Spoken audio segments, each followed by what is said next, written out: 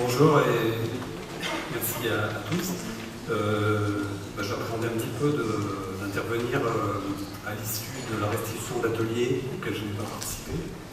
Mais finalement, je suis assez content de voir que les propositions que vous faites ou les problèmes que vous avez posés, on se les a posés aussi dans le cadre de la mission et je pense qu'on va pouvoir se recouper. Vous vous y retrouvez, oui, voilà, il me semble qu'il n'y a pas un petit nombre. Alors, donc le titre de mon intervention, c'est en fait le titre d'un rapport qui a été remis à la ministre chargée de l'environnement en décembre dernier, que j'ai commis avec une collègue, Dominique Michel, qui était en binôme, donc, qui a été rendu public, puisque les rapports du CGEDD sont rendus publics au mois d'avril. Alors, juste un mot sur le CGEDD, pour ceux qui ne sauraient pas, le Conseil général de l'environnement et du développement durable, ce n'est pas un service du ministère, il est rattaché directement auprès du ministre, qui en est le président. Et il est chargé, bien sûr, d'inspecter, mais aussi d'évaluer les politiques de ce ministère et aussi de conseiller. Donc, c'est à la demande de la ministre qui nous avait posé la question, dont la réponse est le titre. Je voudrais aussi indiquer que le statut de ce rapport, ne présente pas la nouvelle politique de la continuité écologique du ministère. Je ne suis pas chargé de le faire. Moi, ce que je vous présente, c'est les propositions du CGEDD à la ministre, au ministre maintenant, pour, on va dire, faire évoluer cette politique. Et la suite, après ce rapport, elle dépend bien évidemment de comment le ministère, mais aussi les différents acteurs, parties prenantes, se saisiront des propositions qui sont dans ce rapport. Au passage, je remercie, je salue plusieurs personnes, ou en tout cas organismes représentés que nous avons rencontrés, puisque la mission s'est déroulée pendant environ un an, finalement, c'était un peu plus long que prévu. On a été dans des territoires assez différents, dont le parc naturel du Morvan, que je salue, et celui du Périgord-Limousin, que je salue également. Voilà, donc au passage, j'ai dit que ce n'était pas forcément une mission facile, vous en doutez, le jeu de rôle l'a bien montré, et que c'est la troisième mission du CGEDD sur ce sujet en 6 ans, ce qui montre voilà, le besoin d'accompagnement des pouvoirs publics sur ce sujet. Alors, ce qui caractérise cette troisième mission, justement, c'est cette fois la recherche d'un éventuel ou possible équilibre entre 3 enjeux qui peuvent apparaître parfois opposés, ou en tout cas qui ne sont jamais traités simultanément, quelquefois 2 à 2, mais rarement à 3 globalement. Alors si on les prend dans le sens contraire dans le sens des aiguilles d'une montre, évidemment on commence par l'eau et la biodiversité, on va dire, qui est le cœur jusqu'à présent de cette politique thématique. Mais on peut aussi vouloir le relier au problème de l'énergie, notamment hydroélectrique. Au passage, pour nous, on a parlé de très petite hydroélectricité et non pas de petite hydroélectricité, puisqu'il y a une sorte d'ambiguïté à parler, disons, à tout bout de champ de cette petite hydroélectricité qui va quand même jusqu'à 500 kg, 10 millions de mégawatts. C'est la définition. Donc nous, s'agissant des moulins, on préfère parler de très petite hydroélectricité, c'est-à-dire la nano et la pico, donc en dessous de 500 kW, qui est largement le champ courant des propriétaires de moulins.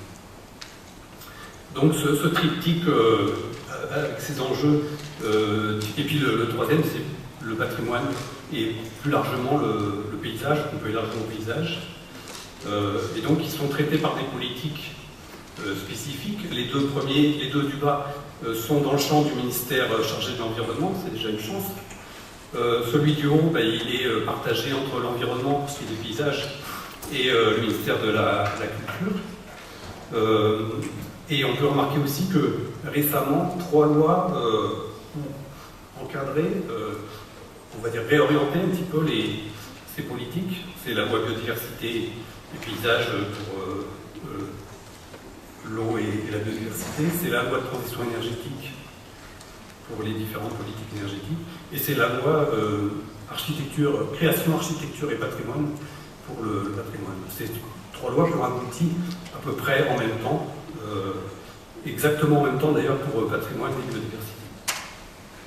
Alors retenez le code couleur parce que je l'utilise par la suite pour faciliter la compréhension.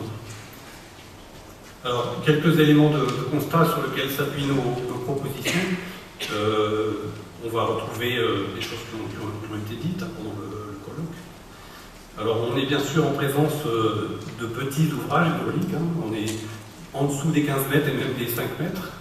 On est généralement de l'ordre de 1,50 m à 2 mètres. Et ces ouvrages ont un statut varié. Au fil du temps, ils sont devenus sans usage, très souvent sans usage au sens économique. Et d'autres sont devenus vraiment multi-usages si on intègre des usages qui sont induits par les seuils, comme les baignades, les pompages, etc. Enfin, des nouveaux usages comme le canoë kayak.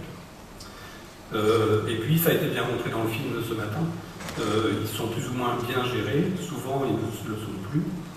Et quand ils le sont, c'est avec une qualité assez inégale. On est en présence de propriétaires d'un nouveau type, qui sont plus ou moins intéressés par cette gestion, plus ou moins compétents, et aussi, il faut le dire, plus ou moins informés sur leurs devoirs en tant que propriétaires de ce type d'ouvrage. Et puis un contexte difficile, ça a été bien relaté, le jeu de rôle le montre, un contexte qui est souvent conflictuel, voire de crise, c'est ce qui a justifié la commande de cette mission, et avec des positions extrêmes de part et d'autre. Alors, le fait qu'il y ait une controverse active en soi, c'est pas forcément un problème, on l'a sur d'autres sujets. Sur ce thème-là, le problème vient du fait, pour nous, qu'il n'est pas arbitré, cette controverse. Il n'y a pas vraiment d'instance où on peut justement essayer de faire émerger une vérité ou en tout cas une position commune.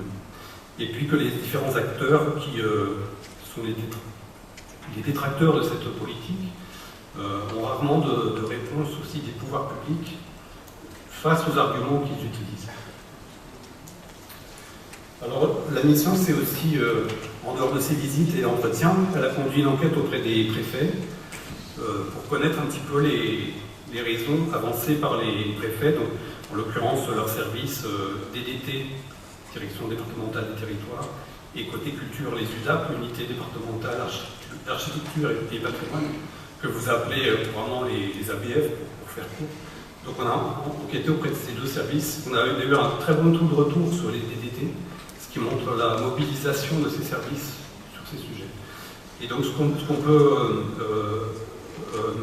dégager de cette enquête, c'est qu'il y a bien une réalité moulin par rapport aux autres ouvrages liés à la continuité écologique, puisque d'après les réponses des DDT, on a pu conclure qu'il y a 2 fois plus de blocages et 1,6, donc presque 2 fois moins de réussite sur ces opérations, parce qu'il y a aussi des réussites, on l'a montré aussi dans le colloque, sur les moulins par rapport aux autres ouvrages, c'est-à-dire les grands barrages, les études, etc. Donc il y a bien une réalité, une spécificité moulin dans la continuité écologique.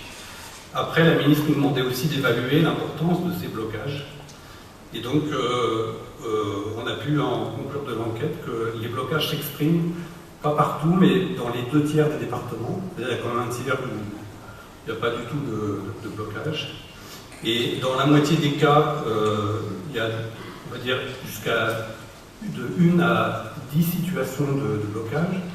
Et les cas vraiment, départements qui posent vraiment problème, il y a plus de 10 cas bloqués, c'est 17%. Et puis un troisième élément de constat, c'est que autant les DDT et les DREAL se mobilisent, autant côté patrimoine, on a un gros problème une faible implication de ces services, que ce soit au niveau départemental ou régional, ce qui, de notre point de vue, est une source de difficultés. Alors au préfet, on leur a demandé aussi d'évaluer l'origine des difficultés en général sur la continuité écologique, c'est à gauche, et plus précisément sur les moulins, de dire quelle était l'origine des blocages constatés. Alors les réponses étaient libres, mais on les a rattachées en différentes classes. et qui sont présentés ici par ordre d'importance décroissante. Et ce qui est intéressant, c'est de comparer la première raison qui est avancée. Donc, en général, sur la continuité, les préfets disent c'est un problème de gouvernance et de conduite des projets, et notamment de faible implication des collectivités et des élus. Parfois, il manque de structure. Et sur les moulins, les blocages, c'est ce qui a été dit tout à l'heure, c'est l'attachement au patrimoine et l'acceptabilité sociale du projet, pas seulement pour les propriétaires, mais aussi pour les riverains, les habitants, les élus. Ensuite, on retrouve à peu près les mêmes éléments, mais classés de manière pas forcément dans le même ordre, je n'insiste pas là-dessus.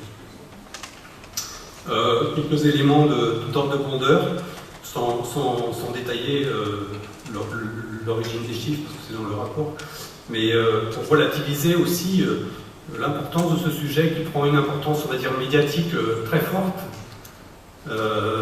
Et est-ce que dans la réalité, le problème est aussi localisé de manière aussi forte? C'est pas sûr, puisque on compte, d'après l'ex-ONEMA, qui est maintenant l'AFB, environ 88 000, disons 90 000 obstacles sur les cours d'eau. Alors là, c'est pas seulement moulins, hein, tous obstacles de toute nature confondus. Et si on prend les cours d'eau de liste 2, on tombe qui correspond à l'obligation réglementaire, on tombe à 21 000. Et si on cherche à isoler les moulins, alors c'est pas chose facile, parce que finalement personne ne sait ce que c'est qu'un moulin, mais en prenant un critère qui est le mot moulin dans le nom, quelquefois c'est un ancien moulin, mais il a été moulin à un moment donné, on tombe à 5800 en disant 6000. Donc 6000 en France, c'est au niveau réglementaire, c'est pas tout à fait pareil que de dire il y a 90 000 moulins concernés. Voilà. Côté patrimoine, les chiffres ne permettent pas de rendre compte de ce que c'est un moulin patrimonial, puisque si on prend comme critère le fait que le moulin soit classé, ou que le site soit classé, on voit bien, parce qu'avec 250 moulins classés monuments historiques en France, sur l'ensemble des cours d'eau, on voit bien d'évidence que ce critère ne suffit pas à rendre compte de ce que c'est un moulin patrimonial. Alors, un dernier élément de contexte pour les chiffres. Jusqu'à présent, on a réussi à faire que 3000 ouvrages, à traiter 3000 ouvrages en 9 ans de ce programme. Donc on est loin des 22 000. Et puis, un autre élément frappant qui nous a frappé, c'est le constat qu'il y a une très grande diversité dans les solutions qui sont utilisées au niveau des 6 bassins hydrographiques. Parce que dans certains bassins, le taux d'ouvrage effacé est de 75%, alors que dans d'autres, il est seulement de 14%, et qui préfèrent à ce moment-là des solutions plus douces. Donc, un écart de 1 à 5 pour nous a interpellés. Et puis les aspects financiers, on voit qu'il y a un rapport de 1 à 100 entre les recettes des agences de l'eau sur ce programme, autrement dit les redevances, parce qu'il existe une redevance obstacle sur les cours d'eau, mais c'est la plus faible de toutes les redevances des agences, et alors que les aides sont sans commune mesure 100 fois plus élevées. Donc pour nous, c'est une source c'est une inquiétude, puisque ça veut dire que le principe, on va dire pour faire court, pollueur-payeur, ne s'applique pas sur cette thématique. Alors nos propositions s'appuient justement sur ces constats, et on peut les regrouper en 7 axes, donc je vais vous donner les principales. Donc il y a une diapo ou deux pour chaque axe. La première, ça tombe bien, c'est vraiment de faire davantage confiance au territoire. Ça veut dire qu'on ne devrait plus normalement traiter des projets seuil par seuil avant d'avoir une véritable démarche territoriale concertée. Alors, c'est pas forcément un sage, mais on va dire le degré d'expression maximal, ça peut être un contrat médiaire, ou ça peut être le programme LIFE, on est un exemple, à une échelle cohérente. Pour nous, c'est un moyen de favoriser non seulement l'appropriation, mais aussi que se développe une vision partagée de la rivière. On ne peut pas avoir si on va directement voir le propriétaire en lui demandant s'il est d'accord ou pas pour raser son seuil. Et pour ce faire, on pense qu'il est utile de partir d'un diagnostic qui doit être partagé ensuite, mais qui soit multi-usage. Et là, c'est des choses qui ne se font pas, ou vraiment très très peu. Même dans certains sages, ils abordent le patrimoine, mais pas de la manière aussi complète que nous, ce qu'on préconise. Et vraiment d'avoir un volet patrimonial et paysager dans cette approche territoriale au niveau du diagnostic serait un plus, où on aborderait donc les enjeux de conservation et de valorisation de ce patrimoine lié à l'eau. L'analyse du potentiel de petite hydroélectricité, enfin de très petite hydroélectricité, c'est quelque chose qui se fait jamais, qui commence à se faire dans quelques territoires à énergie positive, mais vraiment, on pense que si on prenait le problème de l'hydroélectricité au stade de ce diagnostic territorial, on n'en serait pas là aujourd'hui, on peut ensuite vraiment travailler plus en confiance avec les propriétaires. Et puis, prendre en compte les autres usages, que ce soit l'agriculture, le tourisme, la pêche, etc. Y compris l'activité nautique comme le canoë-kayak. Et puis un troisième élément, c'est puisque c'est un facteur important de difficulté, qu'il y a des territoires orphelins en termes de maîtrise d'ouvrage public. Structurer la maîtrise d'ouvrage, on en a parlé tout à l'heure de GEMAPI, justement, mettons à profit cette réforme pour que côté, non seulement côté inondation, mais aussi côté gestion des milieux aquatiques, on n'ait plus de territoire orphelin. Au passage, les parcs naturels régionaux sont des très bons exemples pour, à l'échelle territoriale, traiter les trois enjeux dont on a parlé tout à l'heure. Alors, les moulins dits patrimoniaux, comment faire pour les reconnaître? Donc la mission a proposé quelques critères, et notamment d'examiner ce triptyque, là encore c'est pas le même triptyque tout à l'heure, c'est-à-dire ouvrage hydraulique, le bâti et les mécanismes. Pour nous, on continue à parler de moulins quand on voit un seuil en rivière souvent dégradé, qu'il n'y a pas d'habitation à côté, et il n'y a plus de mécanisme non plus. On ne devrait plus parler de moulins dans ces cas-là. On dit un seuil d'un ancien moulin, puis on sait de quoi on parle, mais on ne dit pas c'est un moulin. Ensuite, qu'on évalue la lisibilité, l'insertion paysagère dans le site, et puis qu'on prenne en compte aussi l'ouverture au public. Ouais, j'accélère. Donc, différents critères qu'on a proposés. La méthode de travail pour y arriver, donc, elle s'appuie aussi sur les conclusions d'un groupe de travail mis en place par le ministère de la Culture, la direction de l'eau et de la biodiversité et des associations de moulins, qui a proposé une grille qui devrait être mise en place prochainement. Certains PNR d'ailleurs l'utilisent pour évaluer ce potentiel, ce caractère patrimonial. Et nous, on pense que ça serait bien qu'il y ait une validation départementale du statut patrimonial, par exemple avec la CDNPS, la commission des sites, ça peut être une autre commission, mais que ça soit vraiment validé au niveau préfectoral.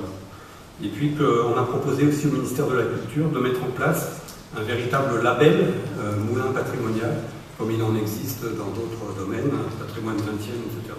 Et le fait qu'il y ait cette reconnaissance serait un plus. Et puis aussi que les services coopèrent davantage le plus en amont possible. L'affaire tout à l'heure des fouilles archéologiques montre que s'il y avait une coopération avec la DRAC et les services départementaux très en amont, on avancerait beaucoup plus vite. Alors, ça aurait quoi comme conséquence cette reconnaissance? C'est pas pour le plaisir de reconnaître. Ce que la mission propose, c'est que pour ces moulins qui auraient obtenu ce statut patrimonial, eh bien, il faut que ça ait une conséquence au niveau du traitement de la continuité écologique, du coup justifiant des interventions plus douces et en évitant, en proscrivant du coup l'effacement complet du seuil. Voire même les propriétaires qui seraient reconnus patrimoniaux pourraient être dispensés de l'étude, qui est toujours demandée, du scénario d'effacement, voire de la passe à poisson. S'agissant d'équipements justement type passe à poisson, ce matin on a vu la photo du moulin Cadou. Bon, c'est, je dirais, exceptionnel, mais on peut se poser la question si des passes à poisson, on va dire lambda, en béton souvent préfabriqué, s'intègrent bien dans un site reconnu comme patrimonial. Nous, on n'en est pas sûr. Donc, si vraiment il y a un scénario de passe à poisson, il faudrait qu'il soit traité de manière spécifique, comme on l'a vu ce matin. Donc, ça permettrait d'attribuer le label patrimonial. Et puis aussi, ça répond peut-être à la question de la dame ce matin. Bénéficier d'incitations fiscales pour le propriétaire du moulin. Alors, on verra tout à l'heure que c'est une autre proposition, on verra là. En matière de... Un autre axe, c'est mieux prendre en compte les différents usages. Alors d'abord sur la petite hydroélectricité, il nous semble que l'intérêt d'avoir fait ce diagnostic qui étudie le potentiel au niveau d'un axe de rivière, ça permettrait, si le diagnostic est confirmé qu'il y a un potentiel au niveau non seulement technique, économique, mais aussi environnemental et voire juridique, et bien d'inclure dans les seuils concernés un volet consacré à la petite hydroélectricité. Aujourd'hui, ça n'est pas le cas, et quand un propriétaire a une volonté, même exprimée, de faire un jour de hydroélectricité, on lui dit vous direz votre projet une fois que la continuité écologique sera rétablie. Là, l'idée, c'est qu'on mène de front, quand le potentiel existe, l'étude des deux projets. Ça, là aussi, c'est quelque chose de nouveau, qui ne se fait pas, ou très peu. Ensuite, c'est pas parce qu'on développe l'hydroélectricité que l'intérêt général est pris en compte, et qu'il nous semble qu'il faut veiller à ce que, disons, la somme des intérêts particuliers ne fait pas l'intérêt général. C'est le sens de la remarque qui est là. Et que même si on prend le parti d'équiper au niveau d'un tronçon de rivière, eh bien l'intérêt général, c'est quand même de veiller à ce que les opérations s'inscrivent dans un développement durable et que peut-être que, j'ai bien aimé les 3 exemples tout à l'heure, mais au lieu de faire par exemple 5 seuils, si par exemple il y a la possibilité d'en équiper un seul, voire avec un projet plus renforcé, donnons-nous les moyens aussi de mettre en place, peut-être avec l'intervention de la collectivité, pour l'intérêt général. Et puis pour les autres usages, là aussi ça a été dit, prendre des choses très en amont, de manière à ne pas se retrouver à la fin avec les agriculteurs qui manifestent parce qu'ils n'ont plus de pompage, que leurs bêtes ne peuvent plus s'abreuver. Il vaudrait mieux contacter les agriculteurs avant, dans le stade de l'étude du projet, plutôt que de constater à la fin qu'il y a un problème. Donc là aussi, anticiper les difficultés pour ne pas les voir apparaître à la fin. Un quatrième thème, c'est le suivi et l'évaluation en termes d'impact sur le milieu. Il nous semble qu'il y a une faille, une faiblesse dans le dispositif actuel et qui, du coup, tend à décrédibiliser les opérations de restauration. Alors, ce que la mission propose, ce n'est pas de rendre systématique des suivis morphologiques ou biologiques avant, après, dans tous les cas de figure, ce serait trop lourd et trop coûteux. Mais on propose qu'au niveau de chaque grand bassin hydrographique, il y ait vraiment un programme d'études sur des rivières types et que ce programme soit décliné et se fasse avec des protocoles qui soient comparables d'un bassin à l'autre. Tout ça pour pouvoir arriver à des résultats comparables et sur lesquels on pourra ensuite s'appuyer. Aujourd'hui, il y a un peu une difficulté, en dehors de cas, disons, isolés, où on a des cas à présenter, mais on ne peut pas aujourd'hui tirer un bilan au niveau national, même au niveau d'un bassin, sur l'efficacité milieu des opérations, et du coup ça prête à la contradiction. Il en est de la même façon au niveau national. Profitons du fait que l'ONEMA s'est transformé en AFB, qui a un rôle plus vaste sur l'eau et sur la biodiversité, et du coup pour faire appel à son conseil scientifique. Ça n'a jamais été fait à notre connaissance. Le conseil scientifique de l'ONEMA ne s'était jamais prononcé sur la restauration, et dans les conseils scientifiques des agences, des bassins qui en ont très très peu. Donc plutôt que de laisser une controverse se développer sur la base d'études scientifiques qui vous sont brandies une par une, demandons aux scientifiques français, voire étrangers qui sont compétents, rassemblés dans ces conseils scientifiques, de se prononcer sur l'orientation à donner à ces programmes, et profitons-en pour inclure le changement climatique qui est à nos portes. Et aussi pour mieux communiquer, demandons à l'AFB d'assurer une veille scientifique de tout ce qui se fait en matière d'études. Ensuite, le cinquième axe, c'est de faire évoluer la gouvernance. Je crois que beaucoup de problèmes sont liés dans cette affaire à la gouvernance. Alors ça, c'est pas nouveau, mais c'est toujours pas fait. Au niveau local, il vaudrait mieux avoir la contradiction à l'intérieur des comités de pilotage plutôt qu'à l'extérieur. Donc faisons en sorte que, alors ça commence à se faire au niveau des clés, mais ce n'est pas généralisé encore, faisons en sorte que les propriétaires de moulins soient représentés dans ces instances. Ça ne veut pas dire forcément qu'ils joueront le jeu ou que ça se passera bien, mais il vaut mieux avoir la contestation dedans qu'à l'extérieur. De même, au niveau bassin, la mission préconise qu'au prochain renouvellement du comité de bassin, les propriétaires de moulins soient représentés. La loi biodiversité, en tout cas, le permet à l'horizon 2020.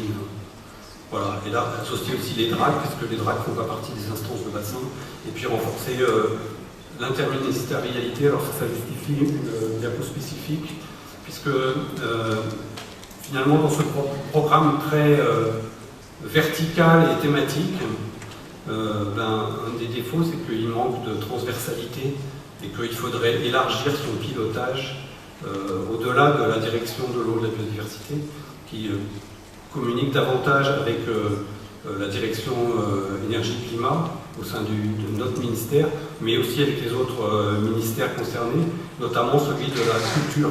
Faisons de ce programme un véritable programme interministériel avec une coordination à haut niveau et ensuite au niveau régional et départemental de bassin, ça suivra. Mais si ce n'est pas le cas au niveau national, on aura du mal à le faire. Voilà, on propose aussi que les préfets reçoivent des instructions actualisées par rapport au nouveau délai de 5 ans, que aussi les 3 thématiques réunies fassent l'objet, c'est-à-dire l'eau, les énergies et le paysage, fassent l'objet d'une interprétation des différentes directives européennes qui peuvent paraître sur le terrain contradictoires. Donc faisons un véritable vadémécum pour les services, pour leur permettre de ne pas être en contradiction les uns par rapport aux autres. Et le 7e axe, c'est les financements. Donc, ce que la mission propose, ce n'est pas de faire des aides homogènes, parce que les bassins ont chacun leur politique, mais les politiques, on peut essayer de les faire converger un petit peu plus, en profitant des 11e programmes des agences de l'eau, pour avoir, pas forcément des aides comparables, mais des règles un peu plus homogènes qui convergent davantage. Et puis, donc, ce que je parlais tout à l'heure des exonérations fiscales,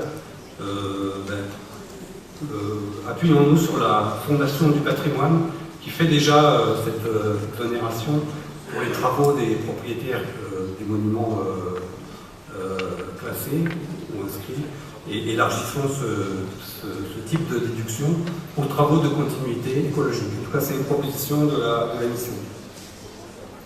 Alors, pour aller plus loin, je dirais que c'est la cerise sur le gâteau. Il y aurait 2 réformes qui seraient utiles d'entreprendre, qui font appel à des nécessités législatives, bien évidemment. C'est par rapport à la redevance des agences de l'eau que j'évoquais tout à l'heure. Et si on lui donnait un véritable rôle incitatif, on aurait comme ça le triptyque réglementaire, contractuel qu'on a déjà, et l'outil des pollueurs-payeurs des agences de l'eau qui serait complémentaire. L'objectif n'est pas de faire rentrer de l'argent dans les caisses des agences de l'eau. Le propos de la mission, c'était de dire, justement, mettons en place cette redevance à un niveau plus élevé, c'est-à-dire, aujourd'hui, c'est des obstacles de plus de 5 mètres seulement qui sont concernés. Descendons un petit peu, que ce soit 1,50 m ou 1 mètre, c'est à voir, bien sûr. Mais le but, ce serait justement d'exonérer les propriétaires qui seraient dans les normes de cette redevance, pour avoir l'effet incitatif. Et puis le dernier, c'est un sujet qui fâche un peu chez les propriétaires de moulins, mais une bonne fois pour toutes, si on pouvait changer, enfin soit simplifier, soit faire disparaître de manière progressive ces fameux droits fondés en titre qui, c'est écrit ici dans le rapport, alors je ne détaille pas, mais aujourd'hui peuvent apparaître comme quelque chose d'incongru dans le droit français, même s'ils ont été justifiés à leur époque. Et donc, c'est pour ça qu'il y a du rouge, profiter de avec cette extinction progressive, on peut très bien le présenter comme étant une incitation pour les propriétaires à s'équiper pendant qu'il en est encore temps, et ensuite le droit disparaît, il n'est plus transmissible. Voilà. Alors, en conclusion, la mission a répondu de manière positive à la question de la ministre pour savoir s'il était possible de concilier ces enjeux contradictoires, mais la mission avait quand même quelques conditions de mise en œuvre. C'est les 3 conditions que vous voyez apparaître. D'abord qu'à tous les niveaux national et local, on met en cohérence les différentes politiques publiques concernées, c'est la moindre des choses. Que les services qui les mettent en œuvre bénéficient d'une clarification stratégique et un accompagnement renforcé, parce qu'on s'est rendu compte que, par exemple, les DDT étaient quand même assez livrés à elles-mêmes et il manquait d'appui, même s'il existe, il est insuffisant. Et donc, voilà. Et le dernier, c'est l'instauration, alors c'est sans doute le plus difficile, mais l'instauration de relations de confiance et d'une coopération exigeante entre les acteurs à tous les niveaux, du niveau local au niveau national, sans lesquels, évidemment, toute tentative est vouée à l'échec. Alors je terminerai moi aussi par le moulin Sapin, qui est apparu au moins 4 fois aujourd'hui. Alors c'est un des moulins qu'on a vu dans le cadre de l'émission, et c'est vraiment l'exemple d'un moulin patrimonial, enfin, dans un site paysager exceptionnel. Et dans ce cas-là, donc, la restauration a été traitée conformément à ce que, alors avant la proposition de la mission, mais vraiment dans l'esprit de ce qui est proposé. Donc la restauration, c'est consisté en la rivière de contournement qui est en bas, et donc ça permet au propriétaire de conserver son seuil, qui a un impact, un effet paysager, on va dire, incontestable sur cette rivière du Cousin. Et je crois même me rappeler que la rivière de dérivation est accessible aux canoë-kayak. Je ne suis pas sûr, mais non, il faudra le faire. Mais voilà. Et on est dans le cadre d'une démarche volontaire, parce que je ne crois pas qu'on soit dans un site classé ni inscrit. Et puis, là, c'est vraiment la dernière diapo. C'est pour vous remercier, mais aussi pour un petit clin d'œil à M. de Buffon, qui n'est pas le monsieur de Buffon de ce matin de M. Barrault. C'est vraiment le comte de Buffon, qui, sur la fin de sa vie, s'est essayé à la sidérurgie dans les forges de Buffon qui sont près de Montbard, donc c'est pas très loin d'ici. Et donc M. de Buffon qui a rendu service à la science, ce qu'il a découvert et décrit de nombreuses espèces végétales et animales. Tout Buffon qu'il était, il a quand même oublié à l'époque la passe à poisson. Alors on ne peut pas lui en tenir grief, parce que à l'époque, je suppose que la forge elle tournait, puis qu'il y avait des crues, c'est sur l'Armançon. Aujourd'hui, la forge ne tourne plus, et donc ça pose quand même une question. Donc quand j'ai visité, les vannes étaient fermées. Donc voilà, c'est le problème de l'entretien et de la gestion qui était posé ce matin. Et je pense alors que c'est un monument historique, hein, et c'est pas pour autant qu'il y a une gestion hydraulique du site. Enfin, sauf erreur. Hein, voilà, je voulais le citer un petit clin d'œil. Puis je termine vraiment en remerciant les PNR, même ceux que je n'ai pas cités, parce que je trouve qu'ils font une action formidable et qui est vraiment, sur cette thématique, en tout cas, ils peuvent avoir vraiment une action forte et au service du territoire. Je vous remercie, mais je m'excuse d'avoir été un petit peu long. Merci, M.